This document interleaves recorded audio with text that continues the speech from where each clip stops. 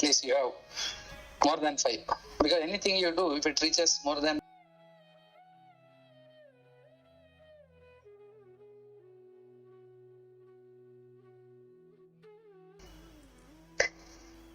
Okay, so it is live now. yeah. So before we begin, one question, and that will trigger, I think Lata had one good question, so we'll address that also. And that was the reason why we are meeting, but so you can also add your questions. So today we will not be taking that Vivekachudamani, but we will look at the question. So the first question to all of us is that what is one thing which we are all striving for survival? Food. Okay, good. Other than that?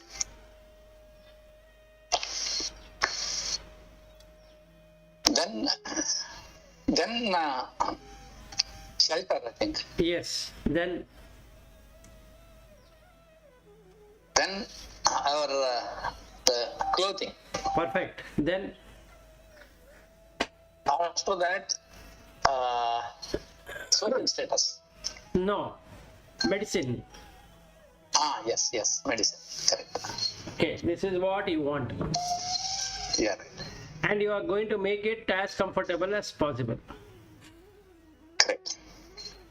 So that's what we are trying to do. Okay. Now, is it Nitya or Anitya? This is Anitya. So we are investing whole life for this. Correct. Okay. So that is the unfortunate thing. So why we should not do it is the question. Now that is the question. Why we should not invest in this? And that will tell us why we have chosen this.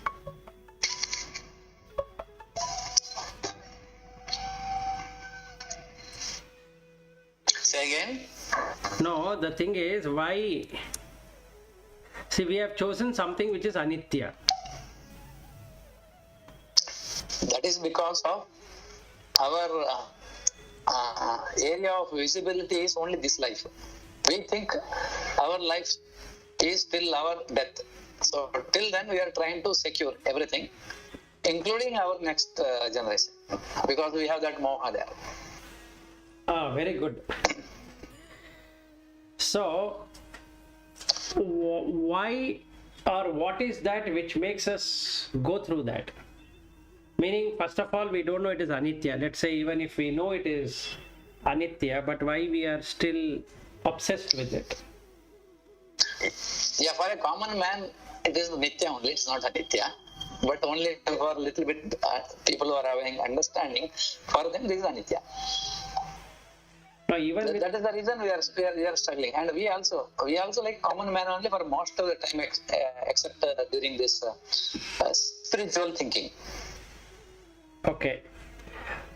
So that is correct. But what is the strong reason for everyone to get attached to this? Even though they can see people dying, they can see people not having shelter, they're able to see people are sick and all that. But yet, what is that which makes them pursue this?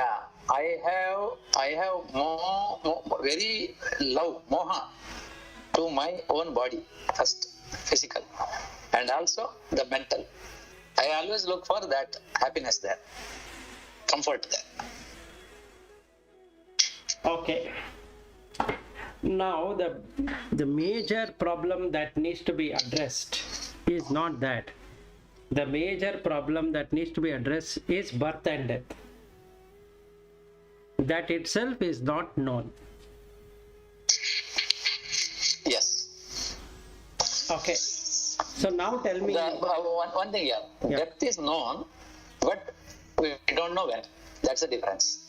And next birth is totally unknown, because death time itself is unknown. Forget about the next level of what is going to happen to my it's all philosophy, theories. Those people are all attached to Laukika, they are not interested. Those people are interested in spirituality only, they have some limited knowledge. No, that is correct. So now, yes, death when we are going to have, we don't know. Birth, next birth is there also, we don't know. Right? So both are unknown. Yeah. Let's say, just like we have put all our energy in seeking for or securing for our life with the food, shelter, clothing and medicine, and making our lives comfortable with this or that, we are not able to make the same thing with birth and death. So first and foremost, you have to see which knowledge, can be philosophy, can be whatever, adhyatma, whatever we talk about, which philosophy or which knowledge or which education provides you that birth and death. If you are a seeker of understanding birth and death, then you should invest time in that which will eliminate the need of birth and death. So do you know any philosophy which will give you step-by-step guidance on how not to be born? Good question. I think whichever the philosophy has got clarity till moksha, and from there we can understand, and that can be implemented. Means currently, based on my understanding, I know only about the Shankara, talks about moksha.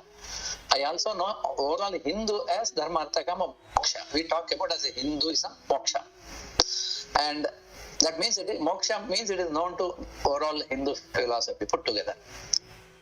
Whether they will try to reach within this life, after seeing Vivekachudamani, I know that Shankara only talks about it. Right.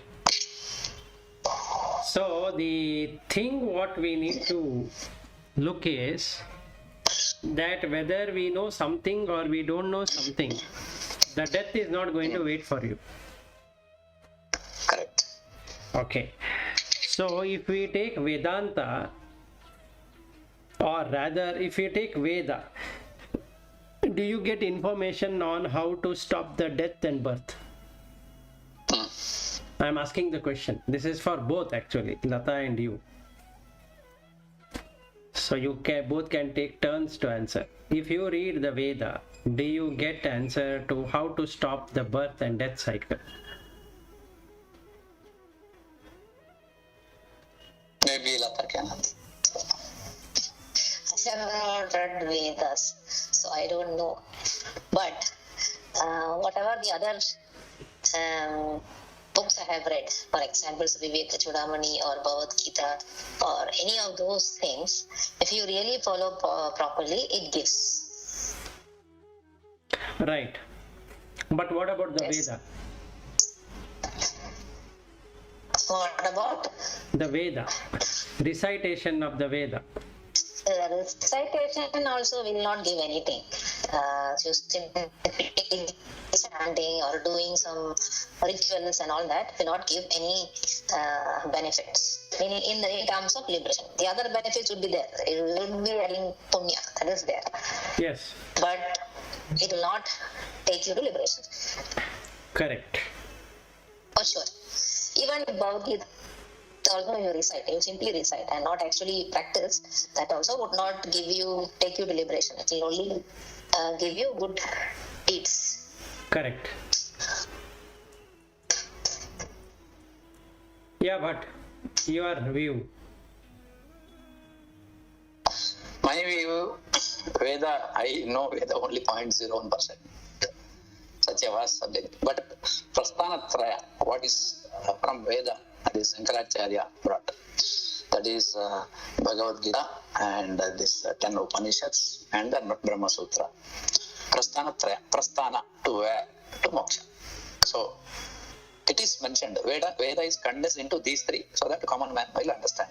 That is what Shankaracharya did. So for me, through Shankaracharya, my understanding is the knowledge what is there in Veda is available for a common man through Bhagavad Gita at least. And through that, Prasthana you can do, means going to moksha. Okay. Okay, so the simple answer is that by studying Veda, you will not get into liberation. Neither studying all Upanishads will take you to liberation. Then you are left up with only Shankara, who has given these three. Now, if that is true, then why should one waste time in recitation of something? Is the question, because that again gives you birth.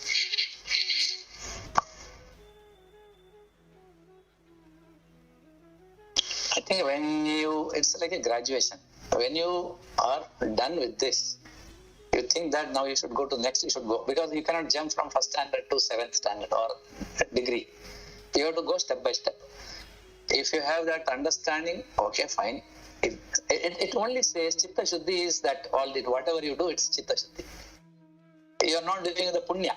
Chitta Shuddhi only is if that gives you Chitta Shuddhi, do it. But for doing the meditation or going the journey towards moksha, you need Chitta Shuddhi. Without that, you can't do. Because every day we are spending our time in all these transactions, because your Chitta is already polluted.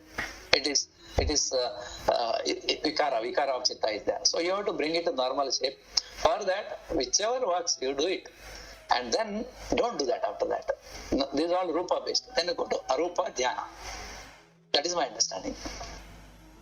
But if you are already there every time, your Chitta is always pure, nothing of these things required, whatever we talk. No. Only self-inquiry is sufficient after that. No, that is correct. So now, so let's address the problem in two perspectives. One perspective is, we have found a career. Are we doing the same thing like that? That today I will work for one company, tomorrow I'll work for another company, I will do this, I will do that. Are we doing that? We are not. So, but why are we doing like that here?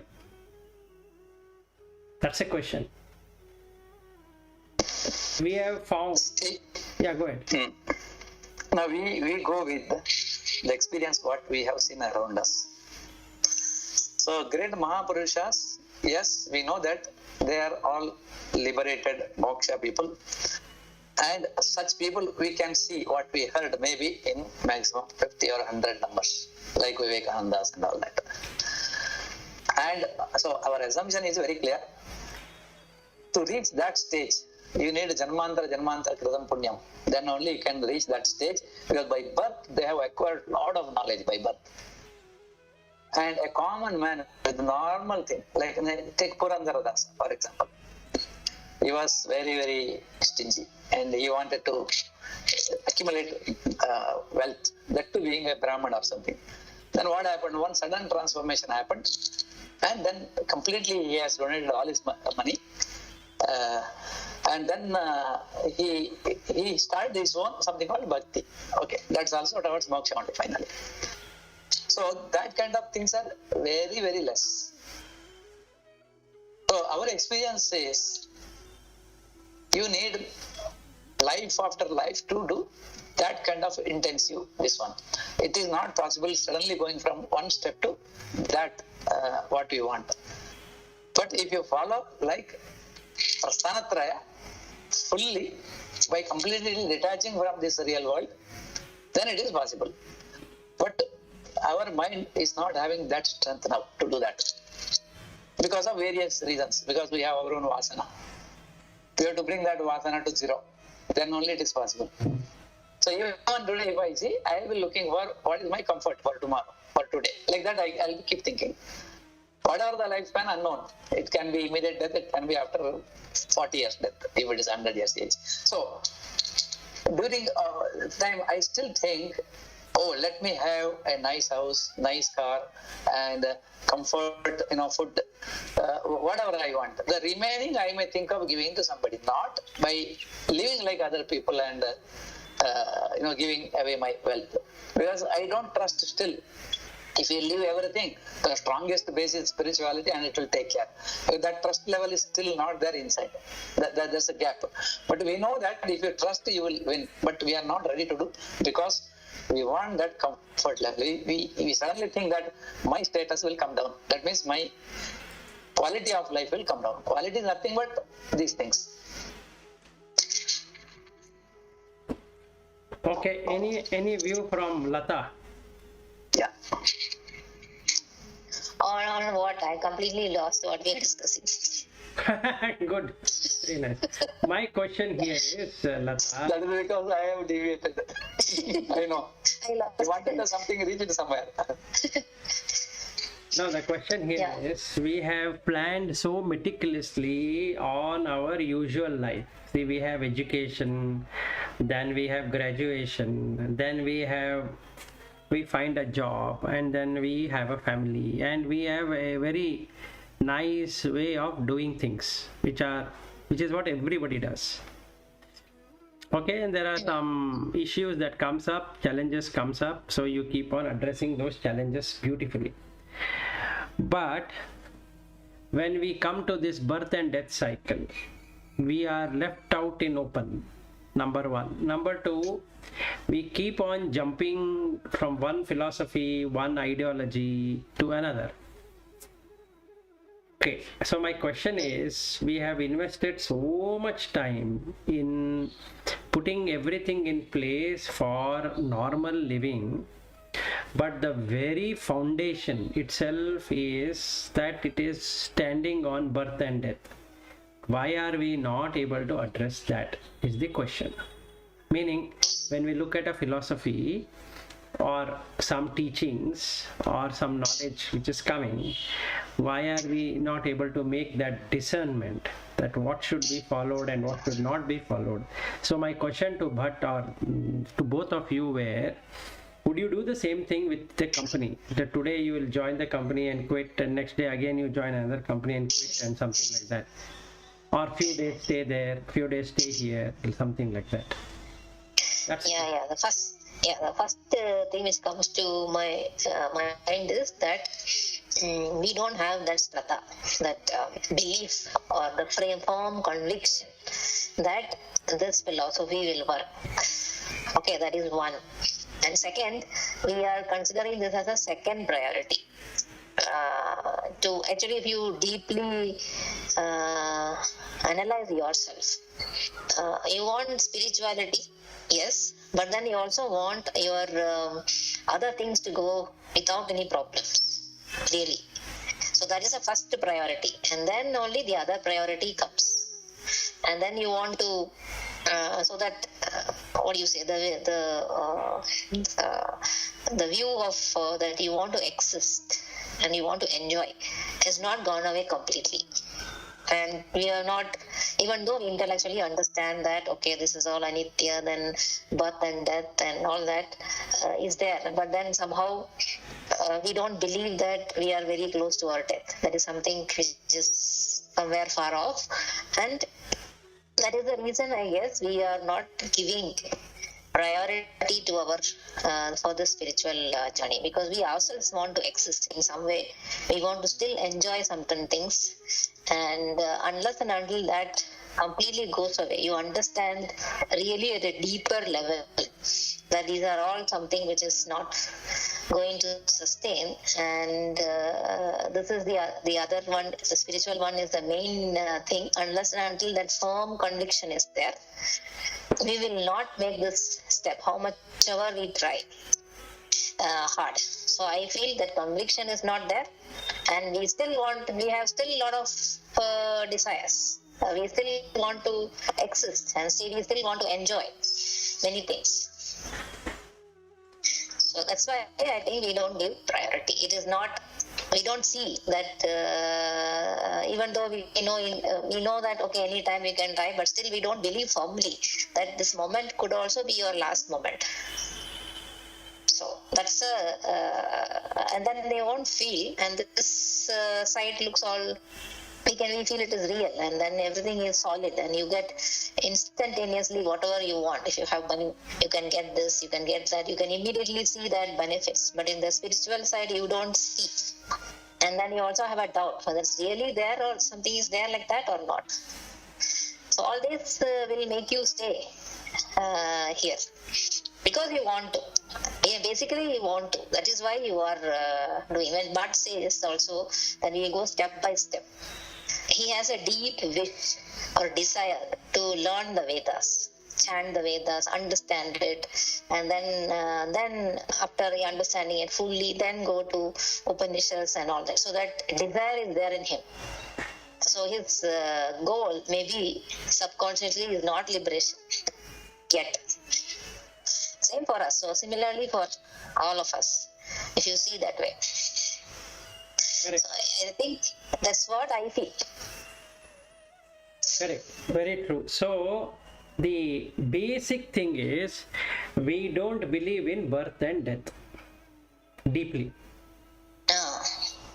Not about anything else. Yeah, We correct. don't believe in birth and death. Meaning, you, like what Bhatt started initially, we feel that we are not going to be reborn again. That's very strong in us because we don't see it.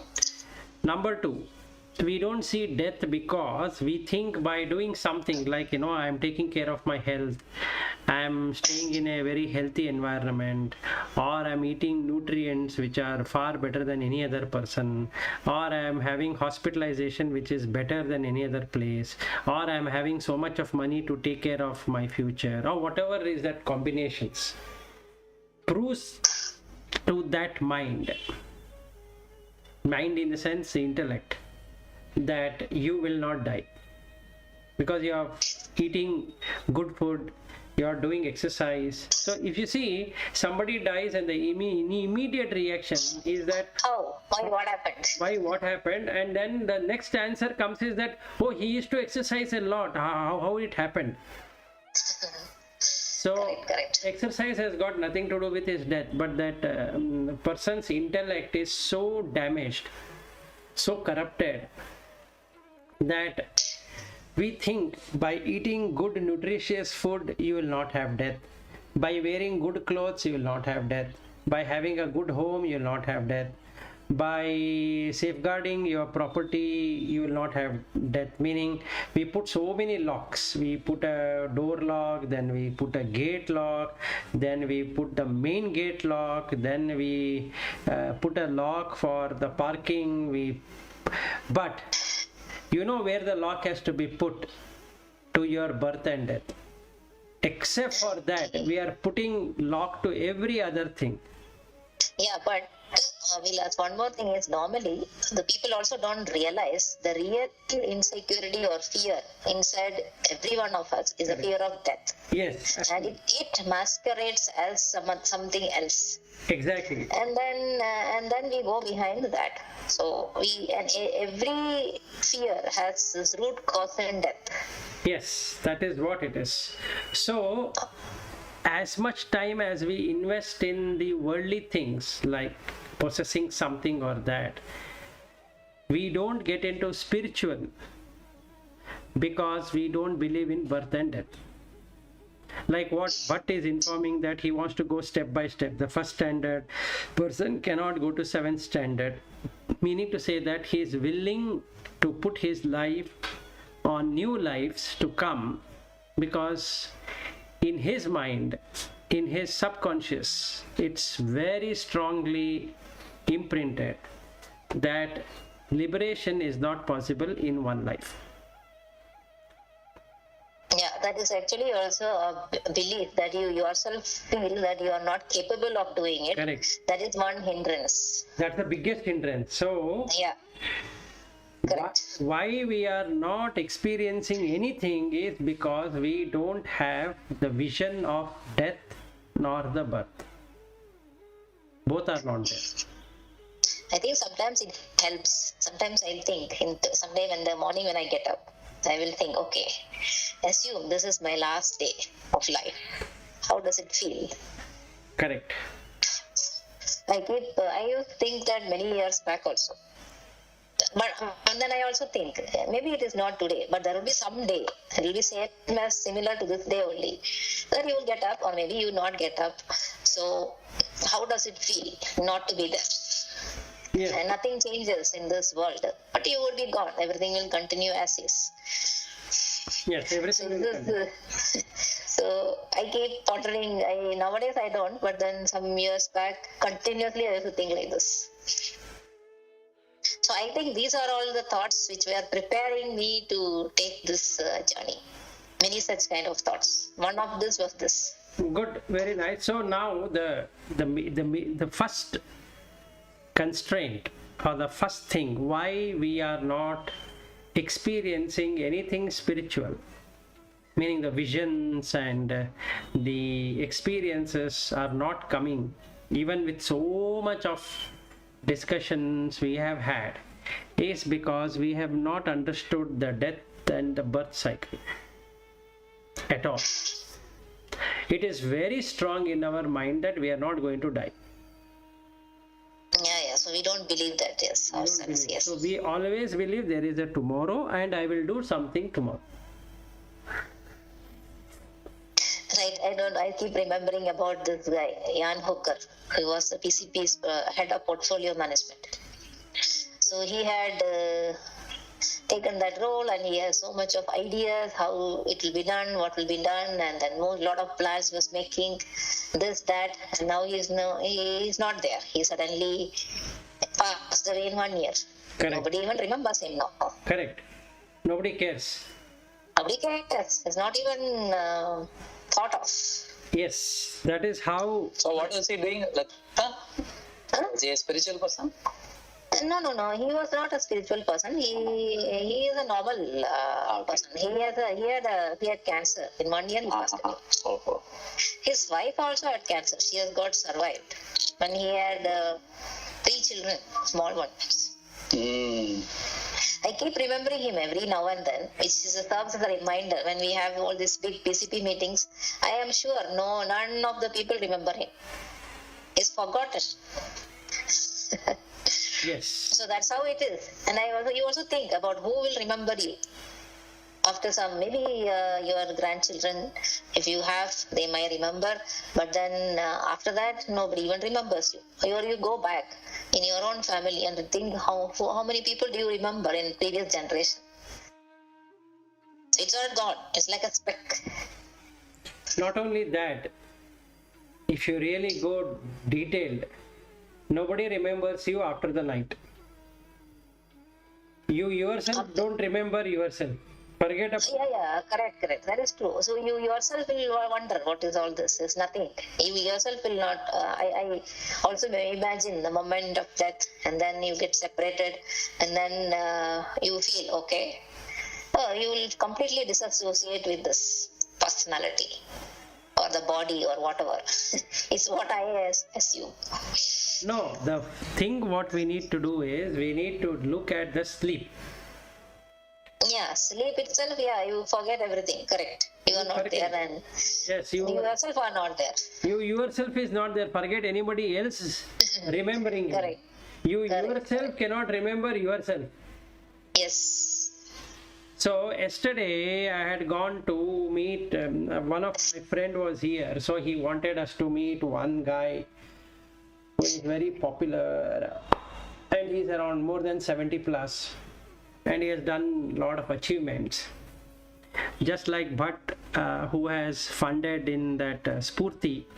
So this person has also funded, and he is very happy about the village and how the education system is and all that. So then this friend of mine wanted me to meet that person because he has some ideas. So then I went. That person spoke for 1.5 hours without a stop. From the childhood till 70 years, how has he performed? and how good is he in meticulously planning everything. And he does the counseling, so for people who are not doing well. So he has a career counseling, he has parental counseling, management counseling, this counseling, that counseling, so many things. And he is himself a mountaineer and this and that, so many things. So it's a nice to hear, very nice story from his younger age till today, how he has managed. And he has got a lot of awards. He has also won national award, all of that. And he is also a journalist, and so many details he shared, which is good, appreciable. So in that whole 1.5 hours, I was looking at the person without blinking. Meaning blinking was there, without blinking, in a sense, without losing the concentration on what he is trying to speak. Now in that process, I found that this person is dying and he is not aware. He has lost 1.5 hours of time which he could have used it for liberation. Instead, he used 1.5 hours to explain all the dead memories he has. So this is when I felt that none of us, whether we call ourselves spiritual or non-spiritual, or going in steps or going in this direction, that direction, or whatever it is, ever know what is birth and what is death. Because if we come to know that, you will be a different person. So I was just watching with with a surprise, that how a person gets so much swayed. Just like I was looking at this APJ Kalam. He was talking in Meghalaya, Shillong, and he was explaining so much. At that time, he never had any symptom that he is going to die another 5-10 minutes. Then if he were to know that, oh, next 5 minutes is the one I'm going to stay. Now it is 4 minutes, now it is 3 minutes, now it is 1 minute. Wouldn't that be an extraordinary thing rather than just collapsing on the table? Yeah, that's true. Extremely true. Yeah, and like that, he has been collapsing every day from the time of his birth. And so are us. We are collapsing on the bed every day, every night. We are collapsing. There is death at the end of the day. And it's showing. It's not that we need to do something about it. So my question here is that why we are not involved in the spirituality is not that we don't want to, but we don't know why we should do it, because we don't see the birth and death cycle.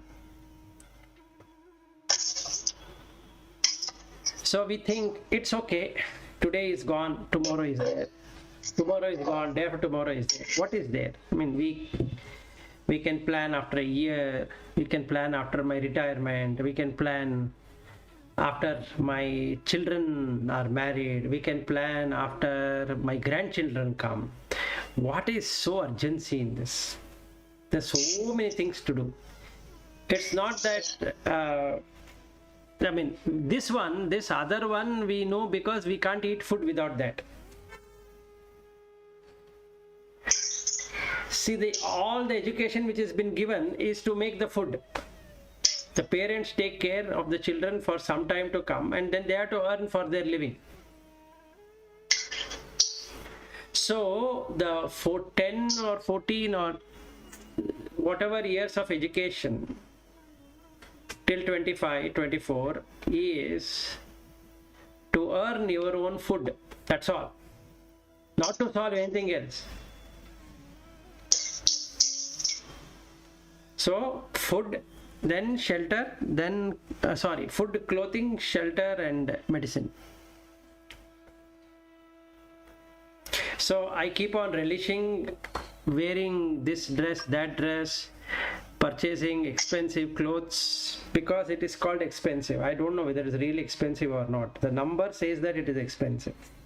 So I am very much interested, keen to have such a dress. And I know that I need to take care, so I'll buy insurance, medicine, or medical insurance. Then I will have every year medical checkup. It's mandatory in the organization, or even otherwise I need to do my medical checkup. I feel so happy that there are no diseases.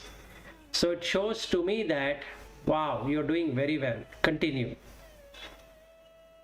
So that's the reason.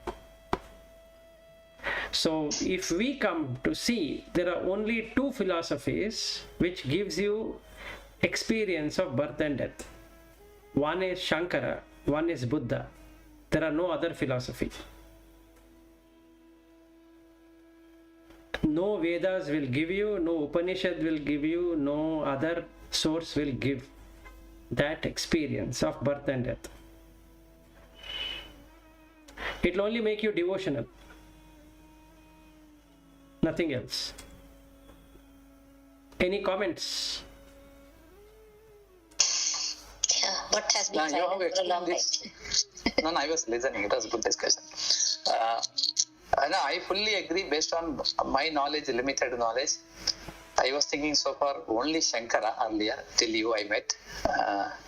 Because I was listening to Shankara philosophy for so many years now.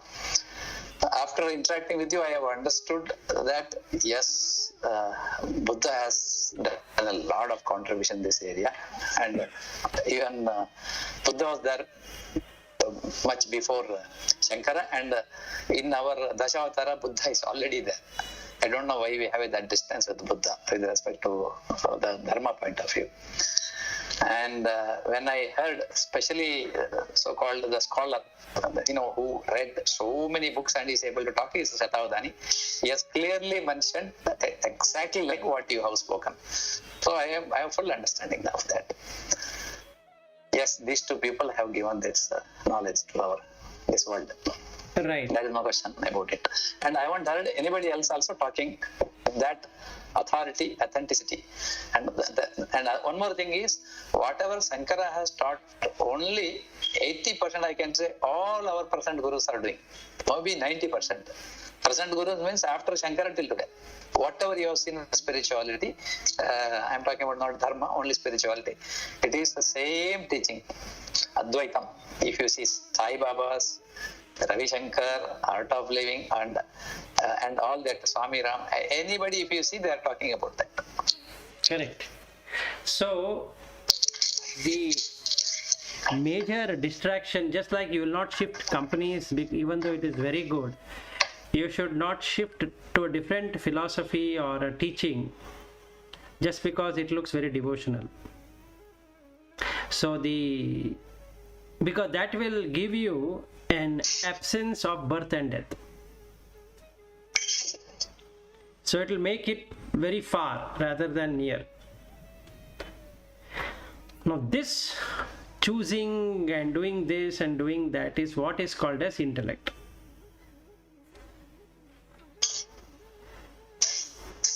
So you need to drop intellect. Then only you can understand birth and death cycle. Intellect will make birth and death cycle go away by stitching it. So it will give you a continuity.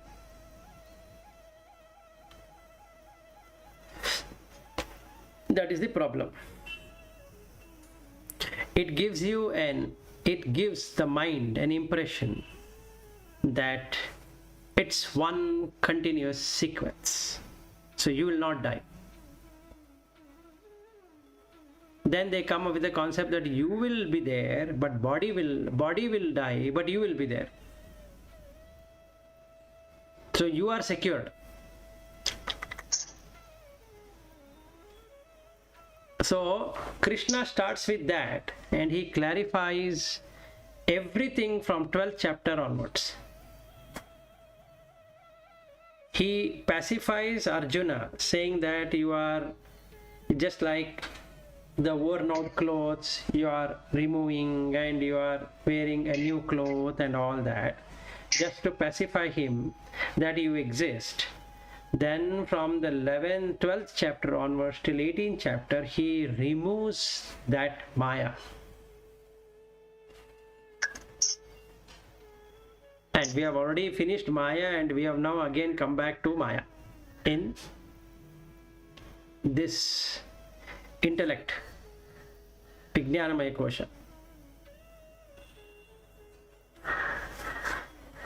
So, Lata, your question, if we were to go through, so let me open that text.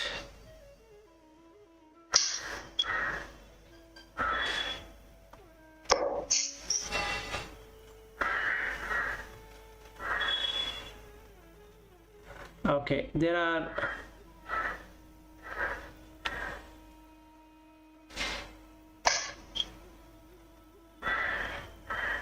one minute. My question, if you see GV in whoever you come across and see no difference, would it be possible to transcend the intellect? Answer is yes and no. Okay. Yes to a very limited extent, no to a very greater extent. Okay. Because GV itself is intellect. Yeah, that I understood, yes. So what I meant was, if you keep, now you feel a separation that your intellect and the others' intellect and so on. So you feel everything is different. So if you start observing the same kind of intellect or the same I am is there for everybody. Okay, so then I assumed that we will lose that individuality, and I realize that it is the same. No, it is not like that. What will happen, Lata, is that you will start to de-recognize yourself. Okay. It's other way around. You know what is going to happen? I'll just tell you. So now you are sitting in the room. There is no experience of the room. In fact, you never experienced room from the beginning. It was there in the intellect. Yes. So now there is no intellect. There is no room. And there is no wall also. There is nothing. Okay. That means nothing in the sense no thing. Yeah, I understood, yes. And that will be like you. There's no death now. If there is an objectification, there is going to be death. See, Okay. if Lata is born, Lata is going to die. What if, That's true. yeah, what if you reach a stage when there is no Lata at all inside you? Yeah, that's fine. So now tell me what is the practically, how can I do that? Practically, you have to first come to Buddha and then come back to Shankara. Because that last step is missing, like what I said to you. See, the thing is like this. So now we have finished it. We have finished Anandamaya Kosha. Now we are in a place where it presumes that you know it. Yeah, that's what I'm asking. Yes. How to do it? Yeah, but that is where this is going to get stuck. How to do it? This I understood. That's why I'm asking. This is what I'm asking for some time now. Yes, so I want to finish this, and okay, anyway, the videos are there, but here is what you need to do, Lata. Now, if you want to do like this, just observe what is happening on the breath. This is the practice, what you are supposed to do. But then, one second, Vilas. Sometime back, you asked me to see yourself in everybody. Right. That is, see, now we have come into the moksha bhaga. At that time we never, right? So that's the reason I told you wait for some time. We'll finish the intellect. Okay, fine. Yes. Now that we have finished intellect, so we have to start with this, right? Yes. That's true. So at that time your question was on intellect. Yes. So what you should do intellectually? You should find yourself in everyone. Yeah. That's what I have been doing for long now. Now that is what you have to do. Now we have transcended intellect. Okay. So. So there is a huge difference, right? Between Yes, there is a huge difference. There's a huge difference between doing with intellect and doing without intellect. Correct. Now what does intellect do is my question. Let's see, then I will help you on that. What does intellect do? See, if I'm trying to find myself in everybody, that's the intellect trying to. It's the intellect which is knowing that. Okay. Right. So it is like I am intellectualizing the gap still, because I know that I have touched that place which says I am before all this Lata and all other things come into place. So that I am is there for everybody, including all the people, the other animals, and whoever, the insects. Everything has that intellect which it is aware of itself or whatever, so that they exist. So I am trying to see that in everybody, but that is also happening in the intellect only. Correct. It is happening in the intellect only. So now, Yes. How do you transcend intellect? You have to make padartha abhavana. That is the only way. Okay. See, you are reading that book also, Yoga Vasishta. So if you were to go by that knowledge, then you have to make it padartha abhavana. Now what is padartha? Padartha is actually pada-artha is padartha, which can be subject and an object, both, and it can be the language also. So abhavana means not having anything of that. It doesn't have anything inside that.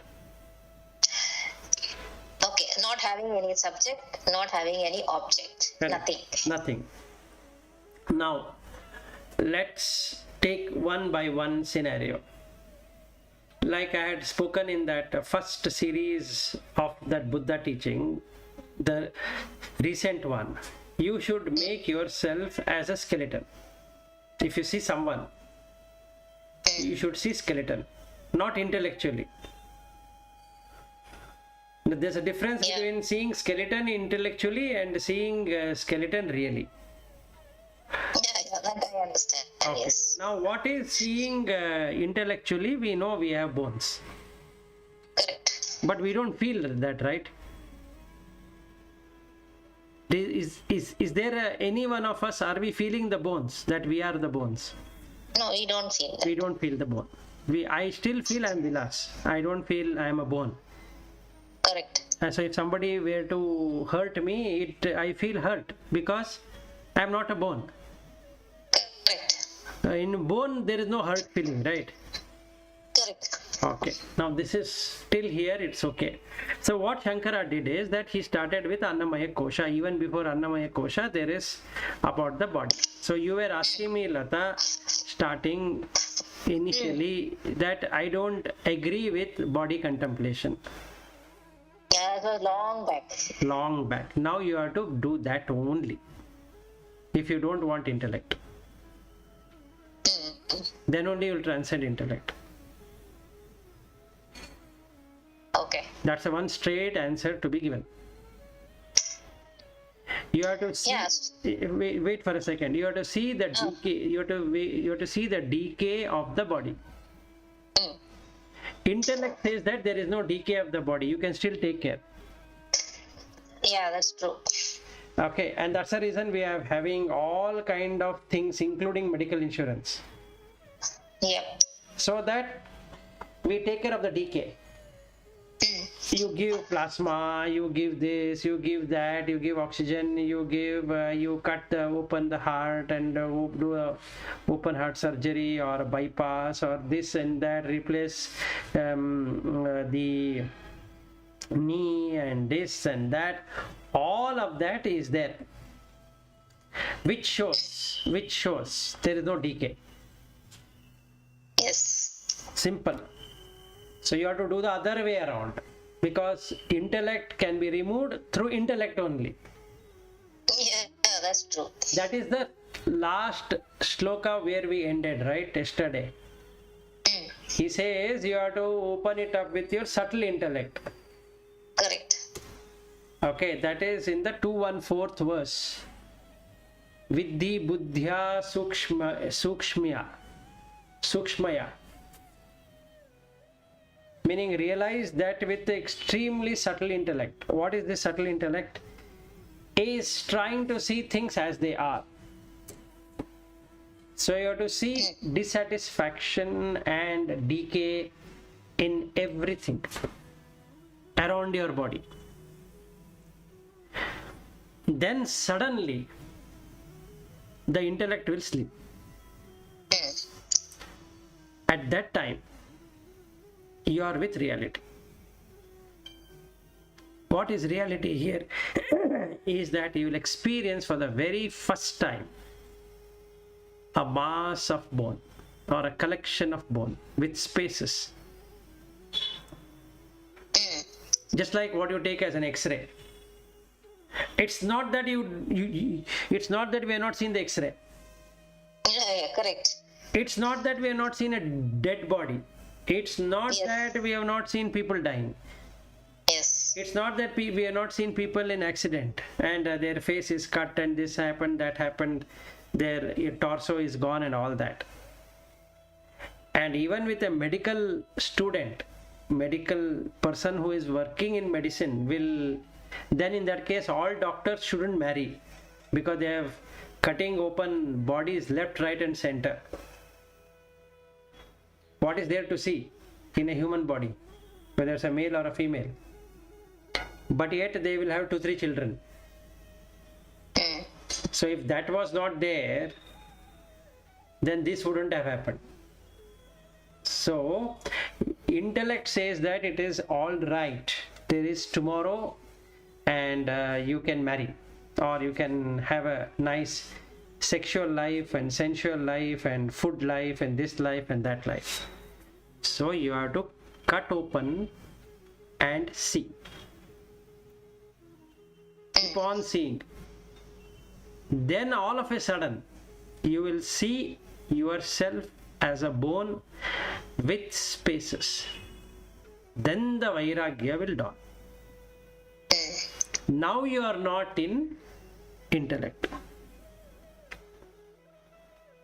So if you see somebody coming and you forcefully make it like a GV is okay, because you are becoming aware. Yeah, correct. But the natural tendency is to still recognize. Yeah, that is right. So at the first instant it doesn't happen. So you remember, then it will happen. That happens very immediately with everybody. Yes. So the like, you know, now the door is closed. I am doing this session. If that my wife opens up the door, what should I see? Wife or skeleton? I should immediately see only the skeleton. Yes. Called as wife. See, there is a huge difference. Wife as a skeleton is different than skeleton as a wife. It's a sky and earth kind of difference. Yeah, I understood. If my wife becomes a skeleton, I will ask her to eat properly, drink, and you are looking skinny. I think you should take care of your health. All that will come. Okay. But if the skeleton is the wife, then what happens?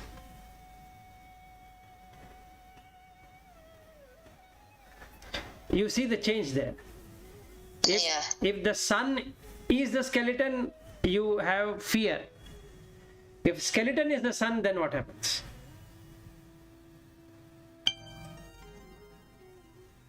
This is what is with intellect and without intellect. There's huge difference, Lata. It's not just a small difference. It's a huge. Yeah, that's a bigger jump we have to do. Yes. Till here it is slightly easier, but beyond this is when there's a leap needed. Yeah, there's a leap. And that Shankara has done, but that is not there in the document. But you are about to start telling me just observe what is happening with the breath, right? Now what you need to do is you need to watch the breath. Starting point is the breath. Now, is the breath coming or is it going? First question. It is both. It is coming as well as going. So like in another video series, in that fourth one or third one, wherever, I told people that you are breathing 21,600 breaths. That I have heard. Yes, the breath is going away. It's going away, and new breath is coming, old is going away, new is coming, old is going away. So you count. So when my mother died, I was 46, now I'm 50, 4 years gone. So 4 years of breath is gone. Whether so the number of breaths is what is fixed. Is fixed. That is fixed. What you do with the breath is variable. Correct. So you can breathe everything so fast and then leave, go away, or you can slow it down. And I got that. So actually, there is a lot of things in that.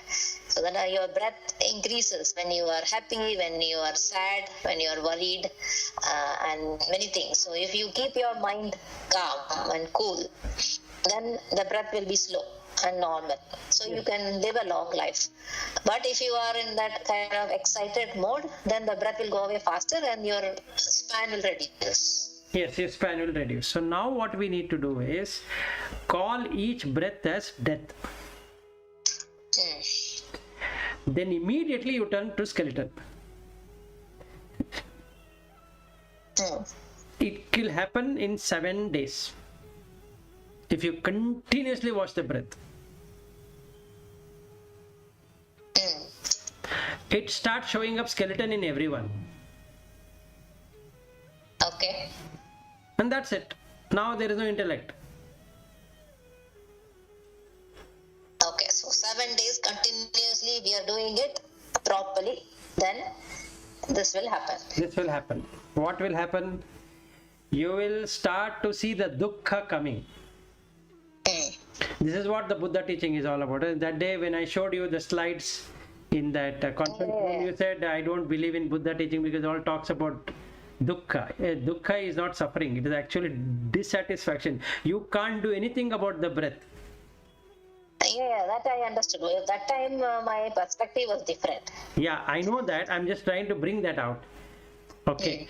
So what you need to do is you need to observe the breath for 7 days in such a way that you see the death in every breath. Shouldn't forget. It might be bathing, it might be brushing teeth, it might be wearing the dress, or you're sitting for the meeting or whatever. You have to watch it like you're watching a third person, which is what awareness is. That day you got that awareness, right? Yeah, correct. Same. You will within 7 days. It doesn't take 7 days actually. Within 7 days, you will immediately see yourself as a skeleton. No flesh inside that. And if your daughter comes, you are seeing skeleton. If your husband comes, you are seeing skeleton. Then there is nothing to compare, right? What will you compare with skeleton? All are same. All are same. So then is there any problem of money?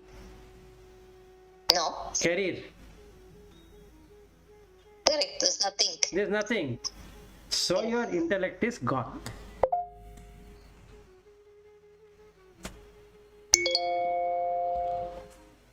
That's all. That's the leap. Okay. Okay. So this is what Buddha teaching is, this is what Shankara is. Hmm. In Shankara says what it is, Buddha says how to do it. And that's the difference. Okay, so this is a step which is missing. Which is missing. There. Yes. Yeah, maybe for Shankara it was so easy. So he just reached and he made a leap Yes. by himself. And By himself. there was no need for him to explain because he thought it is automatic for everybody. Yes. Because breath is so automatic, right? What is there? Yeah, correct. So why he should explain? That's yes. But Buddha never assumed anything. This is what you need to see. Death in the Okay. breath. See, the inhalation is birth, exhalation is death. The Maya will make sure that you don't see the inhalation or the exhalation. See, in that video, I would have said there are 21,600 breath, and at that time, people would have really felt, wow, yes, he's so right. And I've done it in ABB also. We did one. I remember that, yes. You asked the Yeah. polling also you did, how many breaths you're having and all that. And after that, they ended the matter. That is how Maya works. So you're back into the square. Okay. Only when you see for real, and then it becomes skeleton. That's it. That day you will not believe in anything of any philosophies at all. You feel I'm wasting my time. Then you're realized. Then at that moment, all the 5 koshas go out at once, leaving out only the reality, which is you. And that's it. Now peace. If somebody comes home, skeleton. If you see the door, skeleton. If you see the window, skeleton. If you see the wall, skeleton. If you see a tree, skeleton. If you see the road, skeleton. What else it is? It is the same thing, right? It is only the Prithvi Dhatu. Yeah, that's true. Yes, with the space, yeah, correct. With the space. So now what Bhatt is talking about is Arupa. He doesn't know how to go to Arupa. And Shankar also doesn't cover that portion. Only in the Buddha teaching you have a step-by-step instruction how to get into Arupa. Okay. That's 9 jhanas. Yes. And only in the 12th chapter of Bhagavad Gita you have explanation on Saguna and Nirguna. Saguna is the earth element kind of thing. Nirguna is formless. And Shankara has developed both. But it is also not there in Vivekachudamani. Yeah. So he doesn't talk about Savikalpa Samadhi at all, in Vivekachudamani. Yes. Then for that you need to go to Patanjali Yoga Sutra. Yeah, correct. But the problem with Patanjali Yoga Sutra is that it will not talk about liberation. Yeah, correct. So everywhere one or the other step is missing. So you use some philosophy, go till that point where it says, then drop that philosophy and then go further. Yeah. So I think our problem is we'll hold on to that philosophy. Yes, as though that is the only thing what we wanted to do in life. So you have to even drop the Buddha teaching. He himself says, drop my teaching once you find the shore. Yeah, then you don't need it. These are all tools. Yes, but if I hold on to Buddha teaching, then I am again back in the square. Yeah, correct. Because you will be still with Buddha teaching others. Yeah, teaching others, and that is what I want to do. I want to ensure that everybody understand Buddha teaching, and there is no guarantee that everybody will understand because I myself have not understood. Yeah, correct. So you have to leave that thing, like take a thorn with a thorn and then throw away the thorn also along with the other one. So Veda is the first thorn, Upanishad is the second thorn. Like that, all the philosophies are thorns. You have to use the thorn with the thorn and remove both of them. Don't keep the other one now. Yeah, correct. So that's what they say, in some Upanishad they say, whoever does not know, they go to a darkness, and whoever knows goes to greater darkness. Yes. They increase the darkness. Huh? They increase the darkness. Yeah, correct. Already it is black. You add some more blackness That is to the because of black. intellect, right? Right. Intellect. Yeah. We argue everything on intellect. Yes. Correct. So the thing what needs to be done is to get to skeleton. And Shankara does that in the beginning, but he doesn't explain how to do it. He only says that this is what it is, which is good enough. He is one revolutionary person, or a person who literally hit on Brahminism to the core and showed what is Brahminism is all about. Otherwise, people were only doing this ritual business. Yeah, that Shankara, when his mother died, nobody was supporting him Correct. to burn the body and all. So what he did, he didn't get any wood also. Correct. So he has cut this banana stems.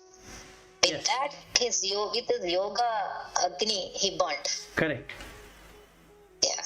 Correct. So Because they say when you are a sannyasi, you don't have mother, you don't have relation, nothing. So he was going against that. I think that's why people did not support. yes. Because he has promised his mother that he will come and he will do all that. So he came and he did. Yes. So at that time, I think he would be so much blamed for everything. Yes. We are now praising him, but at that time, he would be the most blameworthy person, because Correct.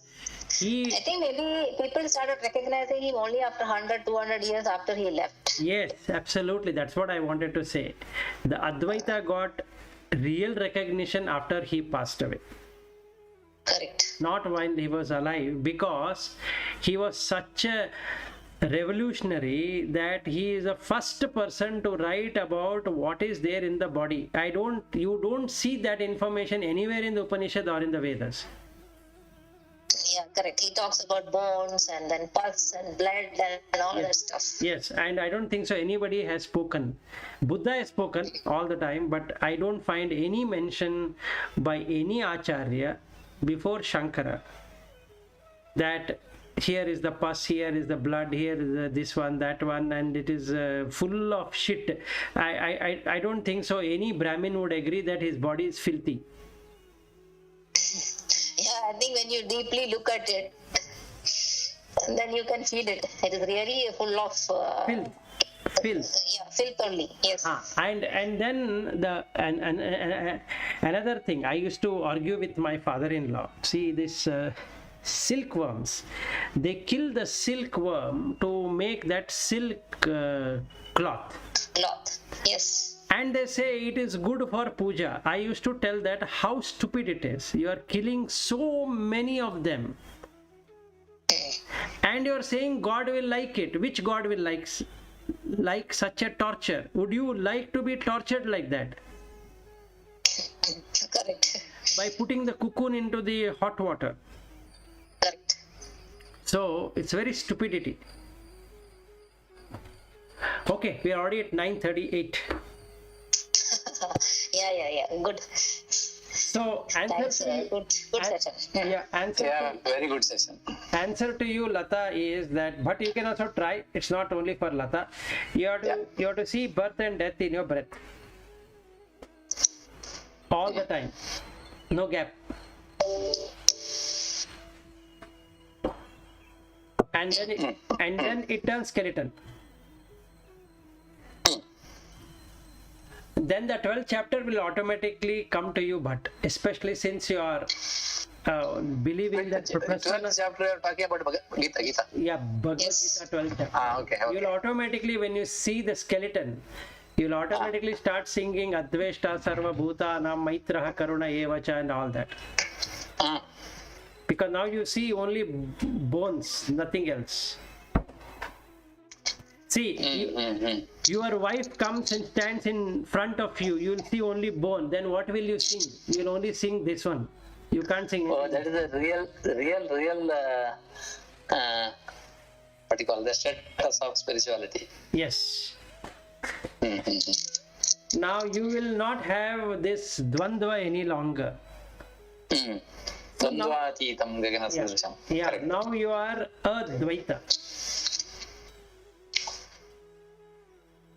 Yeah, I think intellect is the first one, which creates that that you are different feeling. I think that's what which says I am, and then you have that limit. Now, if you see that like that bone, then you may not like it. You may look for immediate coming out of that. Yes. Because of the karma. It's not easy, but if you do it, if by chance when we meet on Monday, you are able to share that experience, how deadly it was, when you saw the bone. So you have to just watch your breath. That's it. That's all, nothing else. I also imagine like our body is also like some vegetables. It keeps on decaying and decaying and decaying. No, that is okay. That is good, but it will stay only for a few minutes. Yeah, correct. So that's true. It will not show up all the 24 hours. In fact, you will get to an extent of when you sleep, you can hear the sound of the bones. Mm-hmm. Yes, Okay. it makes sound.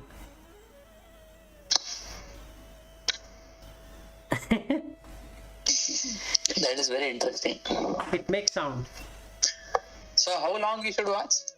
All the time. Always 24 All hours. the time.